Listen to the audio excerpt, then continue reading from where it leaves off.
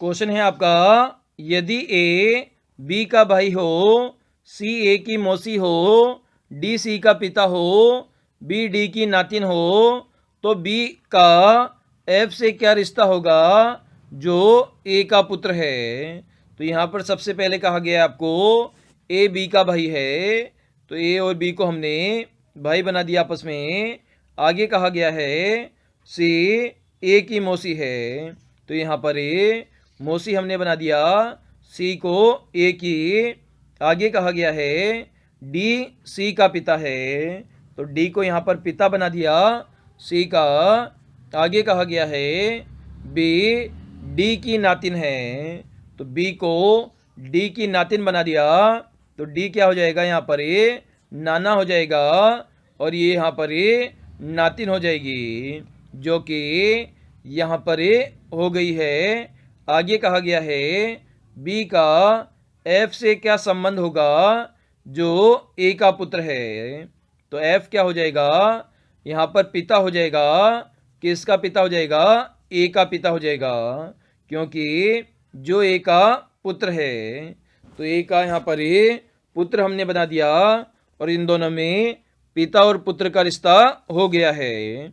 तो सबसे पहले हम यहाँ पर ये यहाँ पर नातिन हो गई, तो ये यहाँ पर लेडीज है, और ए क्या है, जो ए है वो पॉजिटिव है, और इसका पुत्र कौन है, एफ है।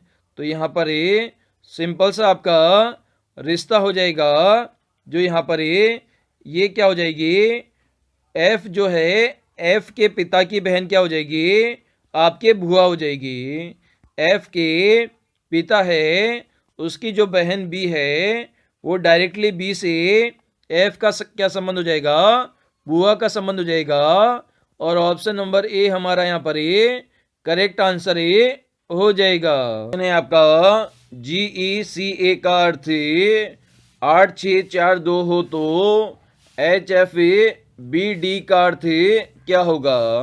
तो सबसे पहले यहाँ पर हमने GECA लिखा, और इसको क्या लिखा गया है, 8642 लिखा है।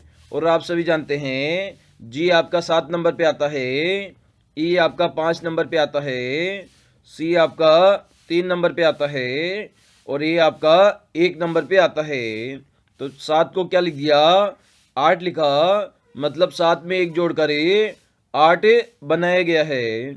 इसी प्रकार 5 को 6 लिखा गया है, तो 5 में 1 जोड़कर 6 लिखा गया है। इसी प्रकार 3 को 4 लिखा है, तो 3 में 1 जोड़कर 4 लिखा है। एक ए जो आपका है वो 1 नंबर पे आता है, 1 को 2 लिखा है, तो इसमें भी 1 जोड़कर लिखा है। मतलब ऊपर वाली जो आपकी यहाँ पर लेटर सीरीज है, उससे ये जो नंबर सीरीज जनरेट की गई है, उसमें प्रत्येक में +1 किया गया है।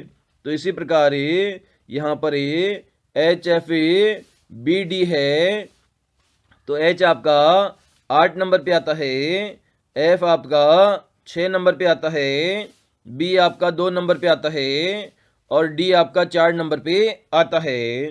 तो सबसे पहले यहाँ पर हम क्या करेंगे, सभी में +1 करते हुए आगे हम नंबर लिखेंगे। तो 8 में हमने 1 जोड़ा, आपका 9 आ गया, 6 में 1 जोड़ा, 7 आ गया, 2 में 1 जोड़ा, 3 आ गया, 4 में 1 जोड़ा, 5 आ गया। तो यहाँ पर आपके नंबर सीरीज क्या आ गई, 9 7 3 5 आ गई। मतलब HFBD का अर्थ 9 7 3 5 हो जाएगा, जो कि ऑप्शन नंबर सी में गिवन है। तो सी हमारा दिए गए क्वेश्चन का आंसर हो जाता है। क्वेश्चन है आपका, 7 बजे से 8 बजे के बीच घड़ी की सुइयां कब लंबवत होगी। तो सबसे पहले यहाँ पर घड़ी को हमने 7 यहाँ पर बजा दिया है, जिसमें घंटे वाली सुई 7 पर है और मिनट वाली सुई आपकी 12 पर है।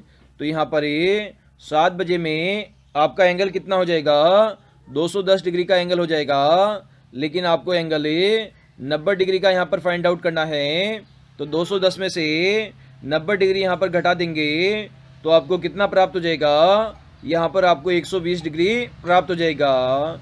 मतलब मिनट वाली सुई जब 120 डिग्री चलेगी तब आपका एंगल कितना आ जाएगा, 90 डिग्री का आ जाएगा।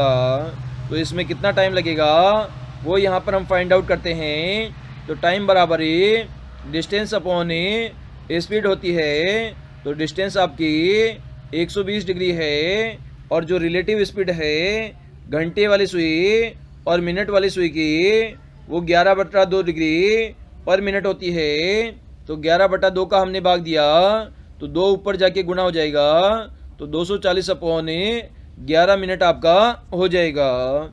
तो यहाँ पर घड़ी में 7 तो बज चुका है, तो टाइम क्या हो जाएगा, 7:240/11 मिनट हो जाएगा, जो कि आपको ऑप्शन नंबर बी में गिवन है। तो बी हमारा दिए गए क्वेश्चन का आंसर हो जाता है। क्वेश्चन है आपका 21वीं शताब्दी का प्रथम दिन कौन सा होगा, ये आपको यहाँ पर फाइंड आउट करना है। तो 21वीं शताब्दी क्या होती है आपकी, 2100 साल होते हैं। तो इन सालों को हमें डिवाइड कर लेते हैं यहाँ पर 2000 साल और 100 साल में यहाँ पर हमने डिवाइड कर लिया। तो 2000 में 400 का पूरा पूरा भाग जाता है। तो यहाँ पर शेष दिनों की संख्या कितनी हो जाएगी, 0 हो जाएगी। इसी प्रकार 100 सालों की हम बात करें तो 100 सालों में शेष दिन कितने होते हैं आपके, 5 होते हैं, क्योंकि आपका जो 100 साल होता है उसमें 100 तो आपके रिमेनिंग दिन रहेंगे, इसके अलावा 24 आपके अधि दिन रहेंगे, जिसमें फरवरी 29 दिन की आएगी। 100वें साल में आपके फरवरी 29 दिन की ना होकर 28 दिन की होती है, क्योंकि इसमें 400 का भाग नहीं जाता। अब इसमें हम 7 का भाग देते हैं तो 124 हो जाएगा। 124 में 7 का भाग देंगे तो 7 एकम 7 5 बचेगा और 4 उतारेंगे तो 54 हो जाएगा। 7 7 49, तो शेष दिन आपके यहाँ पर 5 बचेंगे। दोनों को जोड़ लेंगे तो आपके 5 दिन आ जाएंगे। और 5वें दिन कौन सा वार होता है आपका, एक को आपका सोमवार होता है। इसी प्रकार 5 दिन तक आप चलेंगे तो 5वें दिन आपका कौन सा वार आ जाएगा, यहाँ पर शुक्रवार आ जाएगा। तो 5वें दिन आपका शुक्रवार आ गया। ये आपका आ गया जो डे है वो यहाँ पर 31 दिसंबर का डे आ गया। और इससे हमें एक दिन आगे जाना है। तो शुक्रवार के बाद कौन सा वार आता है, यहाँ पर शनिवार आता है।